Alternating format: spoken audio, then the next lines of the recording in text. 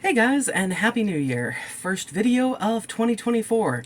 I hope that you guys had a great celebration and that 2024 treats you well.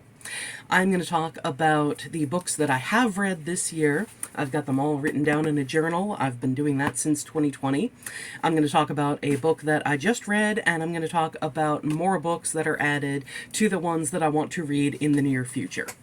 So, let me see. I read the I Hunt Killers trilogy by Barry Lyga, and that one, those were really good. I definitely recommend them if you want a young adult, sort of out of the box mystery thriller kind of story, because this trilogy tells the story through the eyes of the son of a notorious serial killer who at the end of the first book escapes. So it was definitely good.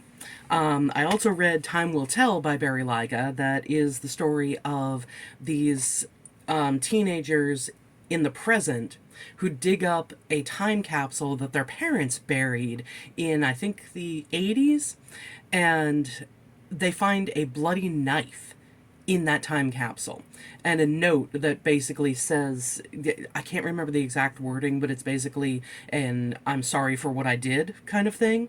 And so it switches perspectives from the present to the past, and the people in the parents in the past that you think, oh well, they must have become these parents in the present. Yeah, no. It completely it was a good book. Let me see. I read Five Survive by Holly Jackson. That one was a good one.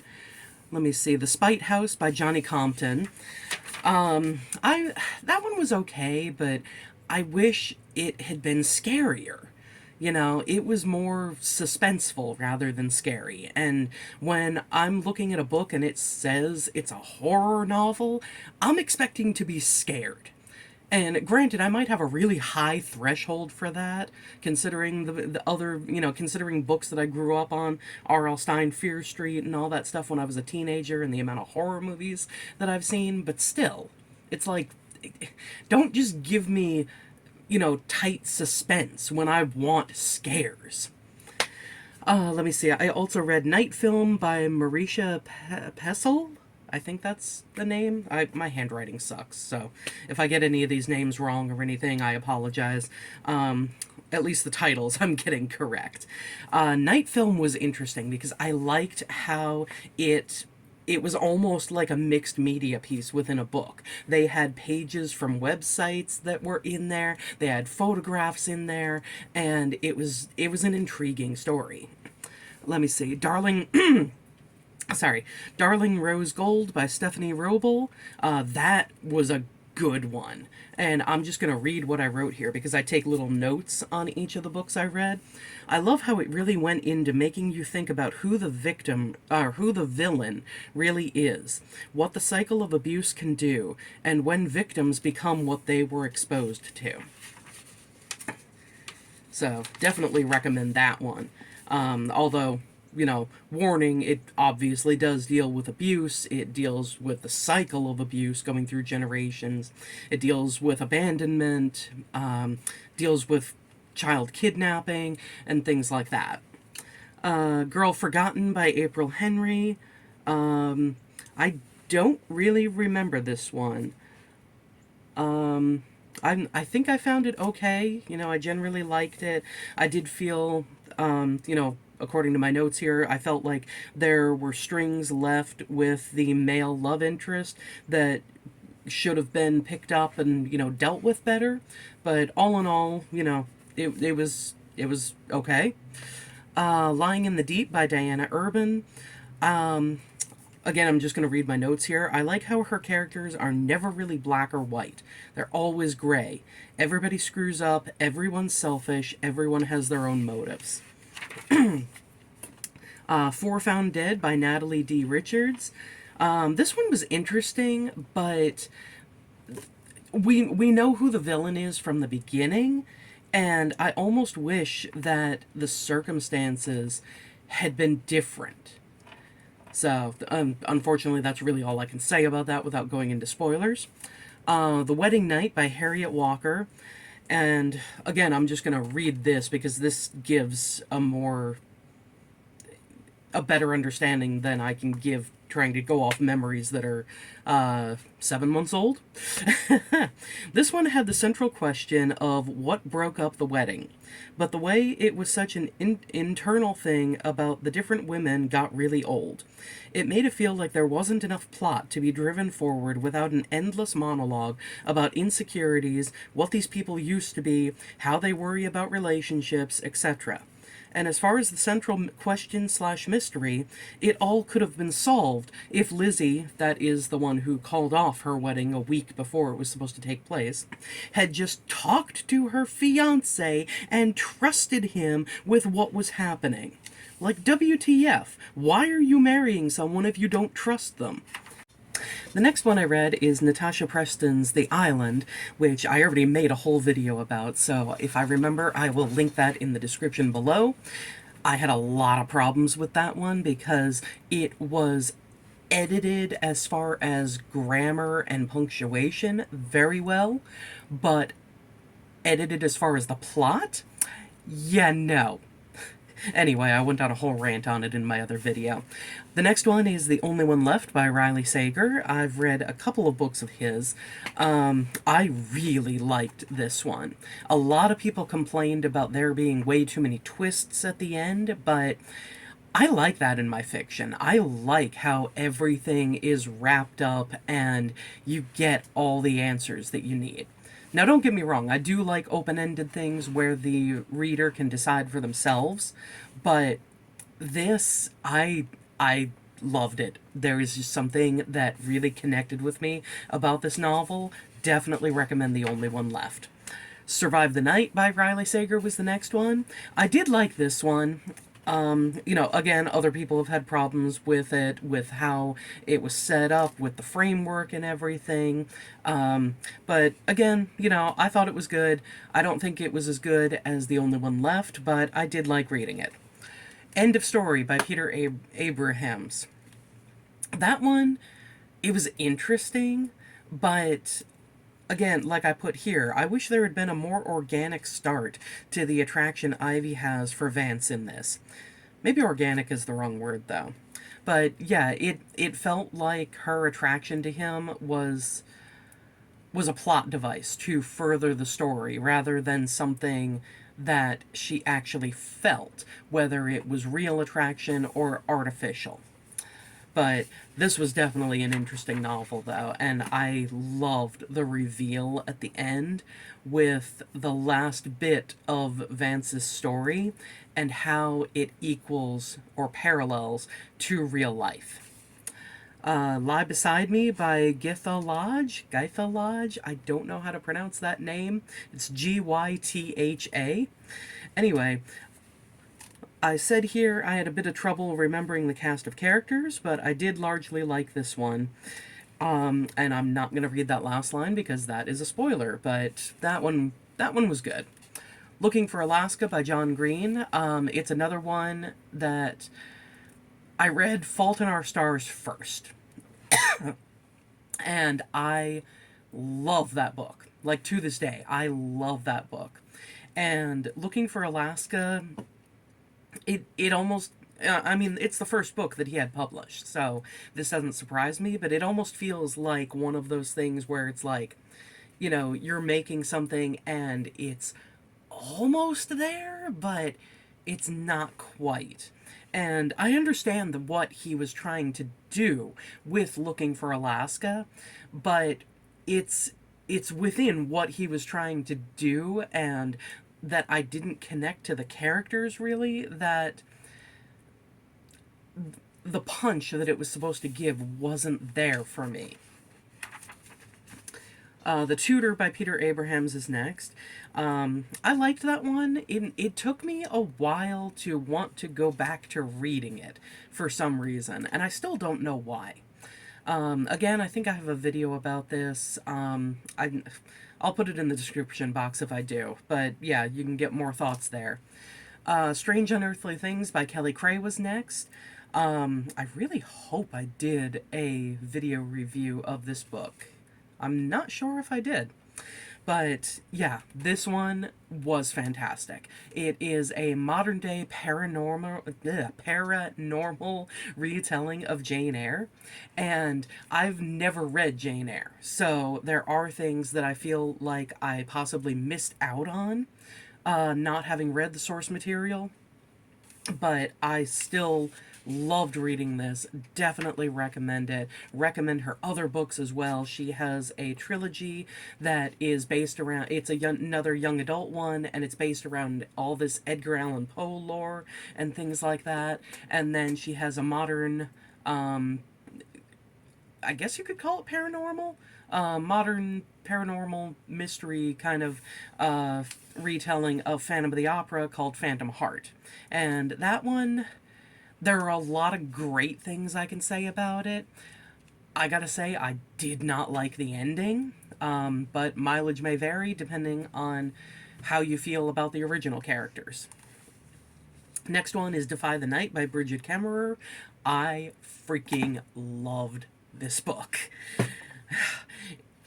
So, I'm just going to read this. It's the start of a trilogy, and the way she fools you with one thing. Again, I'm not going to read what it is because I did spoilers in here, because it's just for me, but it was so good. Absolutely should have had full trust when I began this one, but I'm fully invested now. I can't wait to read the next two. And then I read the second one, Defend the Dawn. Again, this was so good. I love the development of the two main characters. I love that we get some of another character's perspective. I love that even though it very much feels like a middle book for a trilogy, stuff still happens. And I haven't read the third one yet because it is not out. It comes out on January 23rd, and I have talked about this in other videos of mine. She is doing a spoiler-filled talk on February 3rd at a Barnes & Noble at a mall in Pennsylvania, which is about an hour from me. So I cannot wait to go to that thing. I can't wait to meet her. I can't wait to hear more about this book. I can't wait to read this book.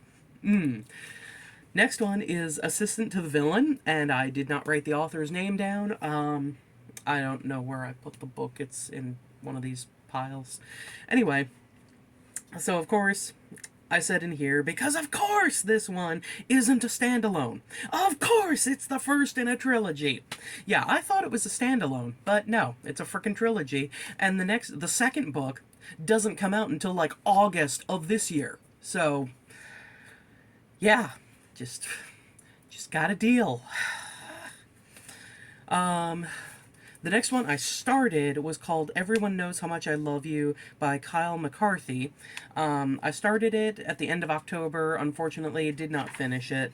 I probably will one day, but it just didn't grab me as much as I wanted to, especially after the previous three that I'd read. Next one was The Prisoner by B.A. Paris. I'm pretty sure I talked about The Prisoner and The Therapist in individual videos. So if you want, go check those out. B.A. Paris is an author that I like. I have not been disappointed by any of the books that I've read by her. I will say none of them have measured up to Behind Closed Doors, which is the first one that she released. But yeah. So, next one I read was The Therapist, and I'm just going to go on to the next one because, said everything I needed to before. The Haunting by Natasha Preston. I put a note here when I first started reading it that said, let's see if this one has an ending or if it just stops. Because that's what Natasha Preston books, since the one after the twin, seem to do. They just stop. So I said this definitely has a more decide for yourself ending, but at least it was actually an ending. It felt plotted better too, unlike The Island. I feel like she doesn't do a ton of research into her stuff though, as far as police conducting interviews and such. Next was A Study in Drowning, which, again, I think I talked about on the channel. I did like that one. I do wish that it was clearly established earlier that this is a different world, but it's well thought out. Next one that I started was The Mermaid. I talked about that one. It is sort of a mashup of a Little Mermaid retelling combined with P.T. Barnum deciding that he must get a mermaid, a real mermaid, for his circus display. I haven't finished it. I probably will go back to it. It was another one that it it kind of held me, but other things, I wanted to get to more. Lock the Doors was one of those. Again, like I said, I'm not going to give any kind of spoiler with it. I've got my video on it. It just came out last week. But this book, oh my god. Just, I kind of put spoilers in here, so I'm not going to read anything, but holy crap, read Lock the Doors by Vincent Ralph. And then the last one that I read, well, it might not be the last one, because I'm recording this on December 30th, so there's still today and tomorrow. I might be able to finish a book in 2 days. Depends on what it is. Heck, it might be The Mermaid. But anyway, the last book currently, as of recording this, that I have read is Check and Mate by Ali Hazelwood. This one, I hesitate to say cute, because it does deal with, more complicated and adult things. But it's the story of this 18-year-old. She grew up with a grandmaster at chess father who wanted her to be part of the game and, compete and all that stuff. And her mom didn't want her in the spotlight. So she basically played unrated tournaments and things like that from, when she was a kid till she was 14, when something happens. They don't tell you what it is for a good chunk of the novel, but they give you kind of hints. But anyway, big event happens when she's 14 and she turns away from chess. She insists forever. When she's 18, her best friend Easton says that she has put together a chess team for this charity competition. And unfortunately, the fourth person backed out, so they need a fourth person. She asks our main character, Mallory. So Mallory said, I don't play anymore. I'm not going to do this. Definitely not. I don't want any part of it. But Mallory is something of a people pleaser. So she ends up agreeing, and she goes, and her first match is against the world champion. And she beats him. And then runs away. So that was as much as I said in my other video when I just started reading this. You know what? I'm not going to give spoilers for it, but it's definitely a book worth reading, with a caveat. There is a lot of chess talk in here. There are a lot of names of famous chess people, like Bobby Fischer. Depending on your interest level in chess, you may or may not have heard of any or all of these people. And it does seem to fall into a more niche kind of interest thing just because of the chess mentions and how much the plot relies on at least some understanding of the game. Because if you don't understand it and you're not interested in it, this book might not be for you. There may be things that just don't work for you.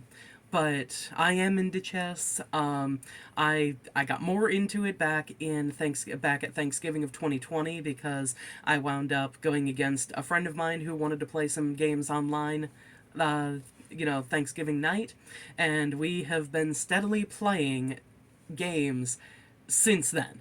So, little over 3 years. And I have beaten him once. I want to get better. I want to get better at the game. For the past few weeks, I believe since I met Levi Rosman, who is a chess YouTuber, since I met him, I've been doing daily games, the 10-minute matches against someone at your own level on chess.com. I've sporadically been doing the puzzles. I should go back to that more. But yeah, I want to be a better player for this friend of mine because I want to give him good matches. But, as long as he is willing to continue playing me, I am willing to continue to try. So, what does the new year hold for me? Well, I did a video already of books that I am looking forward to reading in the next few months. Because I'm me, there are always books that I'm going to add on to that, and it's a toss-up whether or not I'm actually going to get to them. I mean, I will eventually, hopefully, maybe, possibly, but yeah. So this one I found out about, I want to say because of Instagram, or maybe, no, it wasn't a YouTube video. It might have been because of Instagram. I saw it when I was scrolling on that. But it is called Cain's Jawbone. It was published in 1934. And it is a book that the pages, it's just all just, one page and same thing. One page and, that's the entire book. And the story is not told in order. You are meant, let me get to, if you can see over here, I don't know how well you could see it. Maybe kind of, up here you see the scissors. You are meant to cut the pages out of the book to be able to arrange them the way that they are supposed to be. And it's 100 pages, and it's a murder mystery. And basically, there was a contest back in the 1930s of who could figure out what, how the pages were properly ordered and who the murderer was for the different victims, and they would win a prize. And there is actually a thing, I knew about this too late. I wish that I had discovered this earlier in the year. But the ones who released this paperback put up a contest that you can enter by December 31st, 2023 with the solution. And if you got it correct, you would be notified, and you don't get any kind of cash prize or anything like that, but there is some kind of recognition thing. And I guess, if I'm remembering correctly, only something like 15 people have solved this correctly. So, I don't know if I'll be able to, maybe at whatever point. Oh, I feel like I'm gonna sneeze.